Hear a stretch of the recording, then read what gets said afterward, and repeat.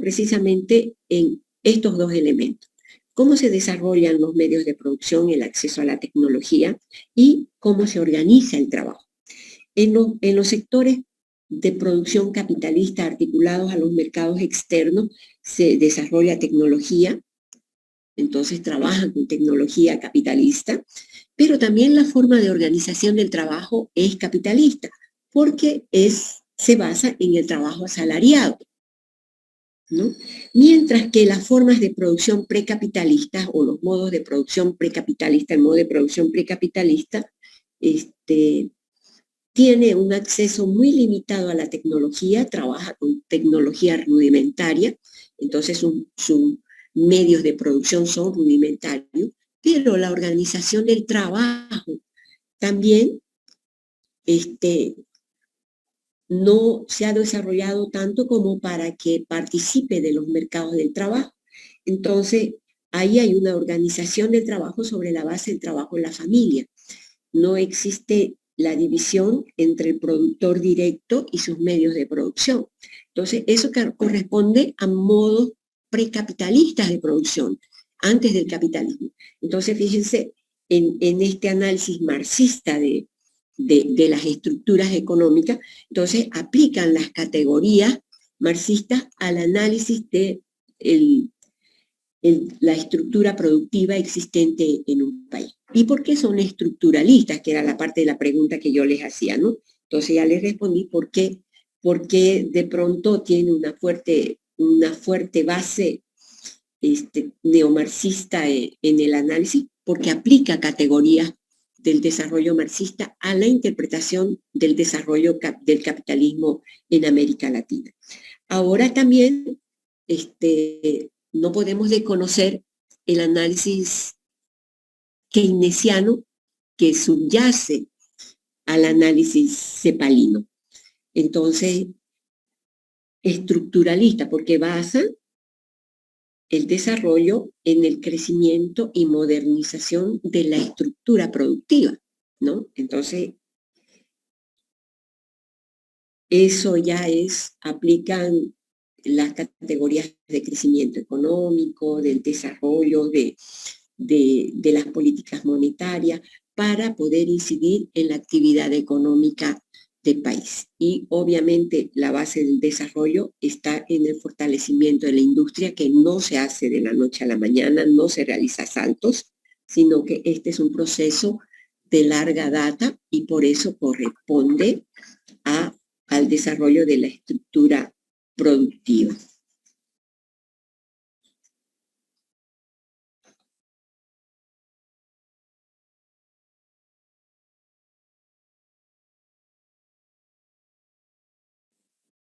¿Alguna otra ustedes, alguna otra?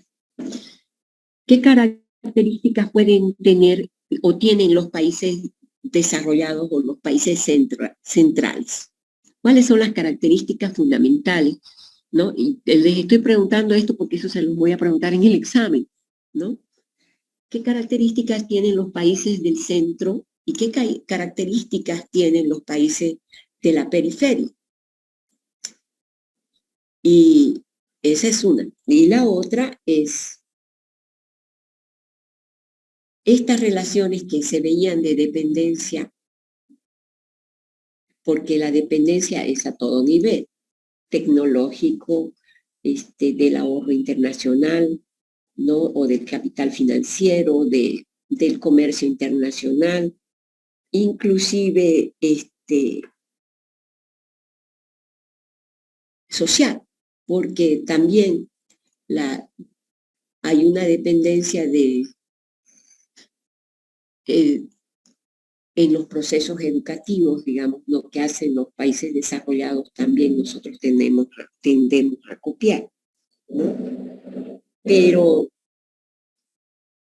podemos llamar que ese tipo de relaciones de dependencia son negativos para una sociedad, o son más bien relaciones de complementariedad que se van a establecer entre los países.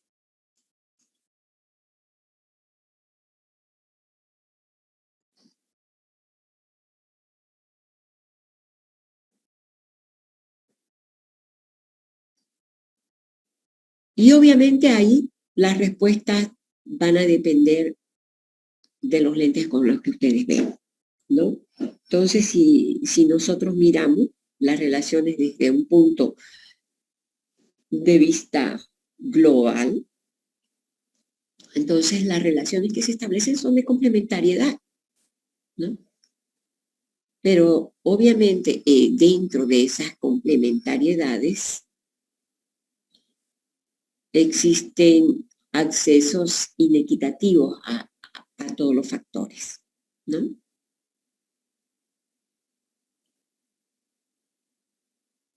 Ahora, independientemente del desarrollo de los capitales de los países centrales, el desarrollo de América Latina tampoco es posible, ¿no? Porque ya vimos este, que para producir, para industrializar, los países de América Latina necesitaban tecnología que no producían, ¿no? Necesitaban de materias primas que tampoco producían, ¿no? El desarrollo incipiente de la industria inicialmente basa su producción en la importación no solamente de tecnología, sino también de materias primas, ¿no? Entonces, en un siguiente proceso o etapa, recién será generador de sus propias materias primas para la transformación, ¿no?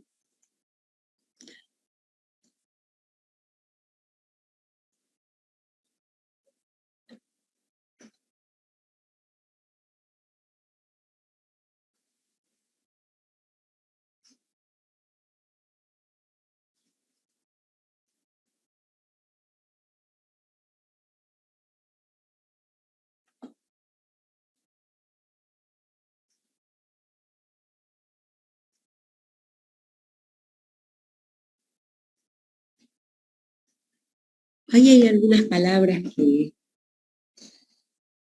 que son importantes que las averigüen, como por ejemplo, porque las hemos leído y yo no sé hasta qué punto la hemos extendido, ¿no? Como por ejemplo enclave económico,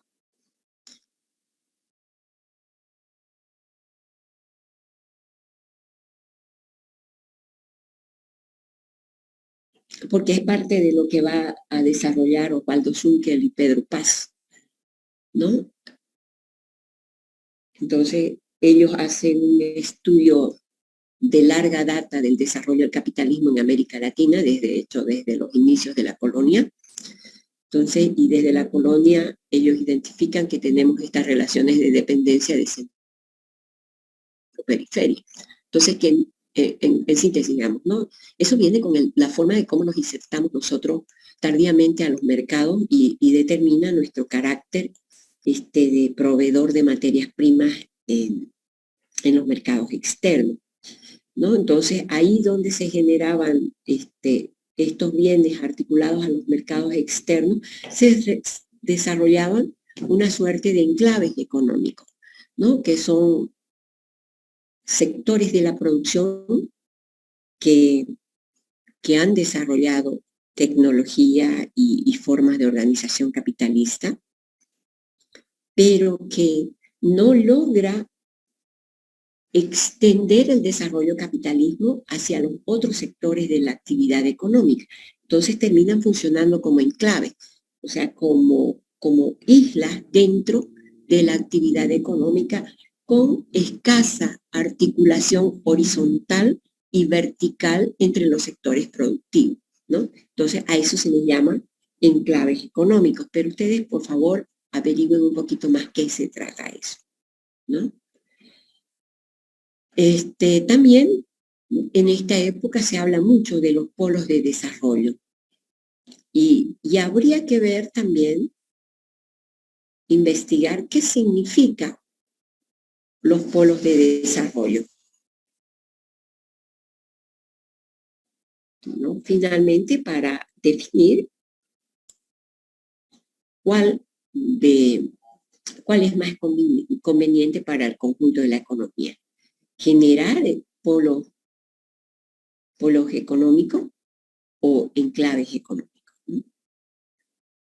Esos polos de desarrollo son conceptos muy típicos utilizados durante la década del 60 y 70 en el análisis de las economías latinoamericanas, ¿no?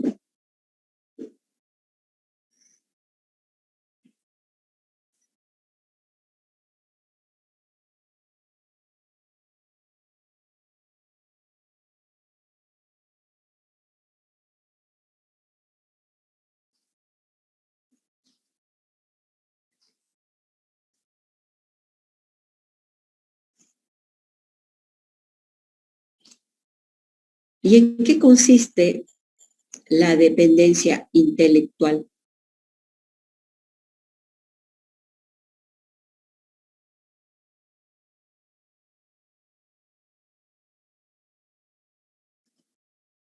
O cultural.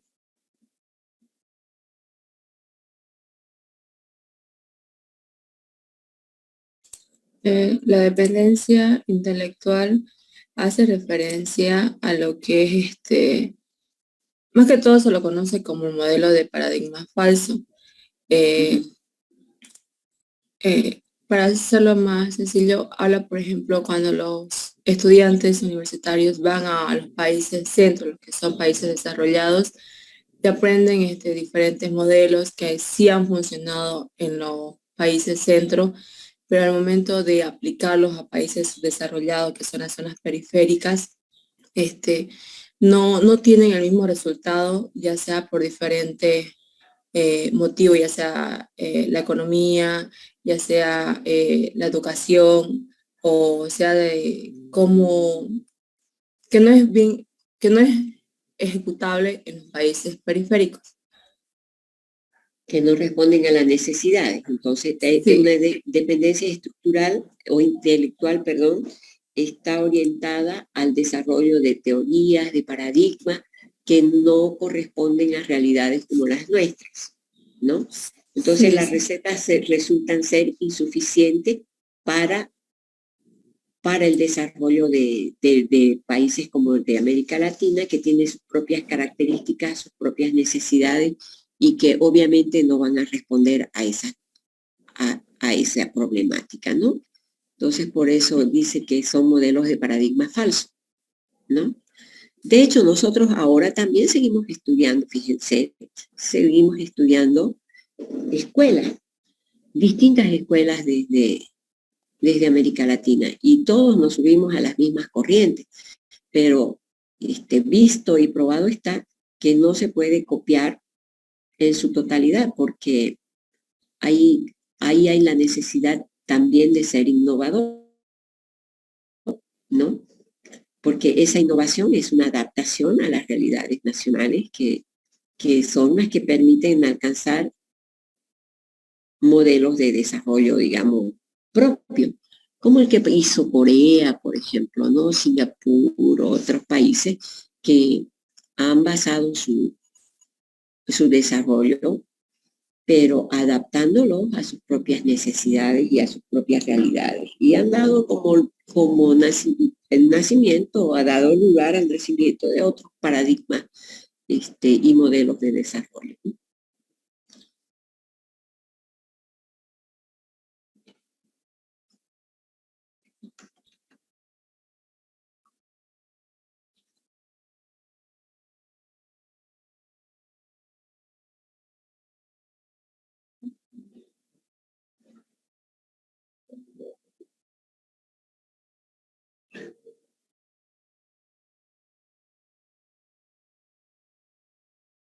Ok, ¿alguien más quisiera hacer algún comentario?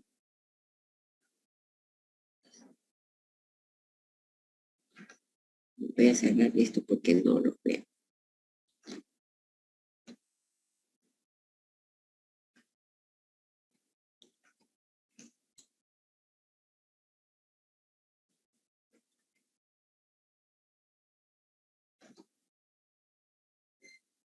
Pensé que estaban lloviendo, las preguntas habían sido lloviendo la asistencia. Dicen, disculpe, ¿será que no me puede repetir la segunda pregunta que dijo? La una era las características de los países, ¿cómo es periféricos y los centrales, no? Esa era la dependencia intelectual, ¿no? Dependencia intelectual, porque tratamos de copiar modelos de desarrollo de los países centrales, ¿no? Y obviamente como no responden a realidades como las de los países periféricos, entonces terminan siendo un fracaso en su aplicación, ¿no? Porque son medidas que se aplican sin considerar las realidades locales, ¿no? Obviamente eso ya ha venido cambiando en los últimos tiempos porque ahora lo que se trata es más bien de ir adecuando las teorías a las necesidades locales, ¿no? Y así tenemos el desarrollo de nuevos modelos, como por ejemplo les decía el de Corea, que de país retrasado, atrasado, con escasa producción, ha pasado a ser una de las economías emergentes más dinámicas de estos últimos años, ¿no? Lo mismo que Singapur, ¿no? Entonces, por eso es importante mirar lo que hacen otros países en términos de desarrollo para ver la factibilidad o la viabilidad de réplica en los países de acuerdo a sus necesidades, ¿no? Y de acuerdo a sus características, que es parte de lo que están haciendo ustedes en la tarea, ¿no? En la tarea, ahorita que ya me acuerdo que lo tengo el grupo aquí, solamente tengo el grupo de OSCO. A ver qué grupo es OSCO, que me han dicho que va a trabajar Panamá. Buen día, licenciada. Buen día. El grupo de Masai Mamani van a trabajar Surinam. Surinam. ¿Hay material? Sí hay. Bueno.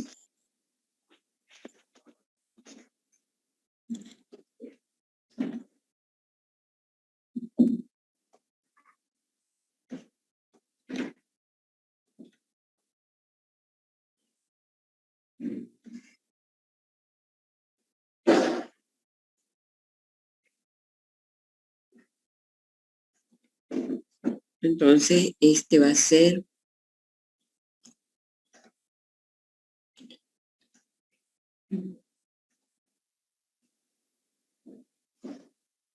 esto es Surinam.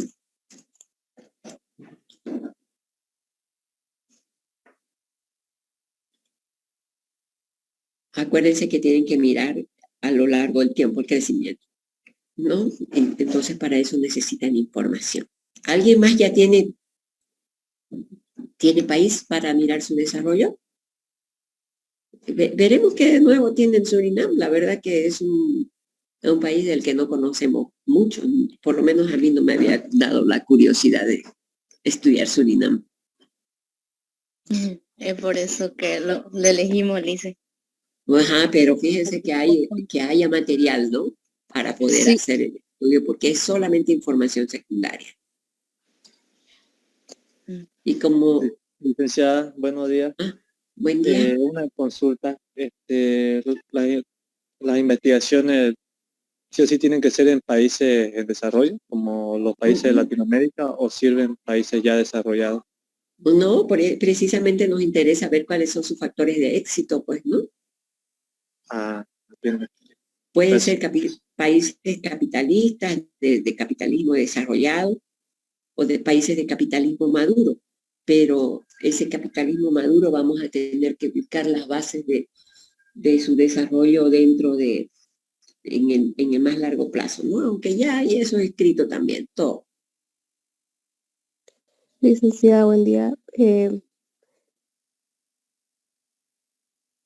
Sí. Creo que estábamos por elegir China como país para investigar. ¿Quiénes son ustedes? No vi. El grupo de... Más abajo estamos. Más abajo de Panamá. ¿En sociología? Sí, sociología.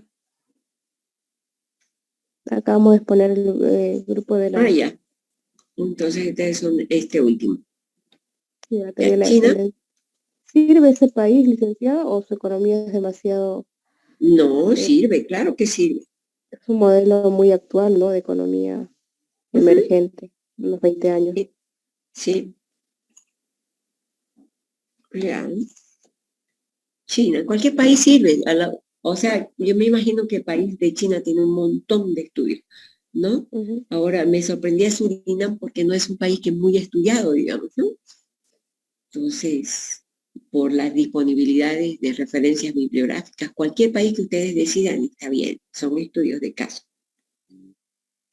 Tienen que ser, Licen, disculpe, tiene que ser países desarrollados. No, no necesariamente. Pueden ser países, por ejemplo, retrasadísimos como Zimbabue. Gracias. Entonces ya los que no han escogido todavía sus temas o su país, ya no escojan ni Panamá, ni Surinam, ni China.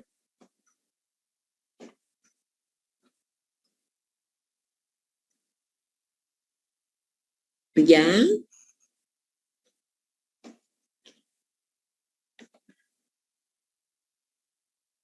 Ah, ya, ese es un bonito modelo. Noruega.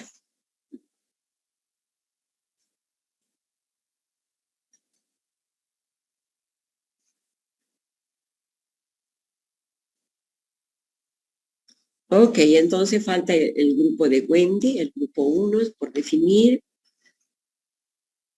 el grupo 4 de Juan Daniel, Héctor, Karen, falta el grupo de Rachel. Pueden decirme en la próxima clase, no ahorita necesariamente, ¿no? Pero vean la factibilidad de escoger algún país, tiene que haber información, ¿no? Sí, sí, Licen, gracias. Eso serían lo que falta. ¿Ok? Listo, chicos, ya ustedes escribieron todingo su nombre en la... Ah, no, todavía.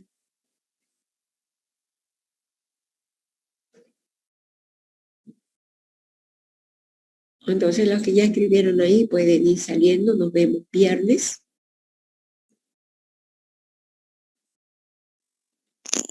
El viernes es posible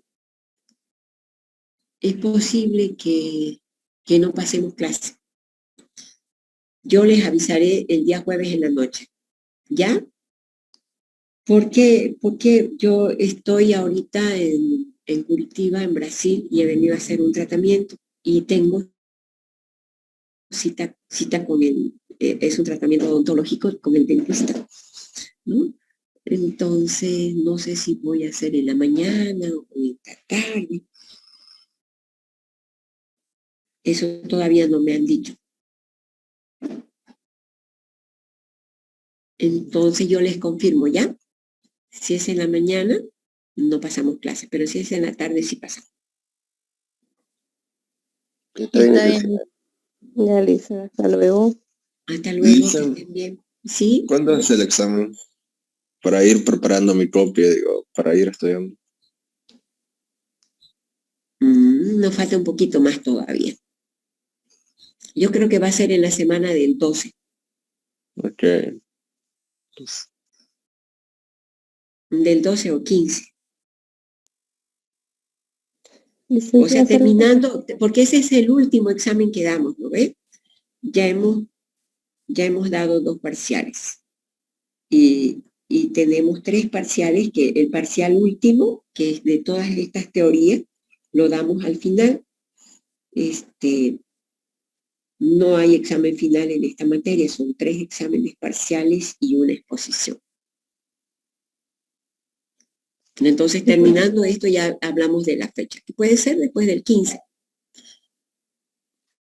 porque ya no nos acerca de falta. esa tarea, licenciada, perdón, ¿para cuándo es la fecha de entrega?